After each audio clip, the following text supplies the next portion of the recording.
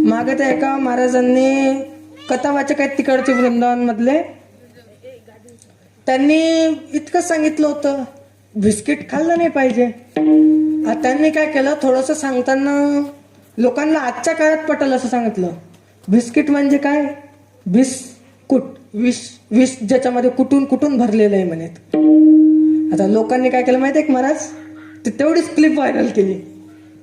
त्याच्या पुढे होतं, त्यांनी सांगितलं विष का म्हटलेलं आहे, कारण की बिस्किटमध्ये मैदा आणि साखर जास्त असते, या दोघांशिवाय काहीच नसते.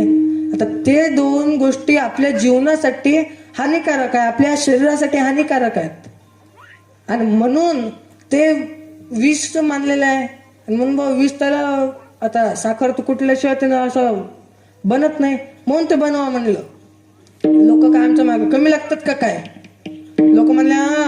लोकांनी घेतली तेवढी क्लिप आणि जो अख्ख्या भारतभर व्हायरल केली महाराज.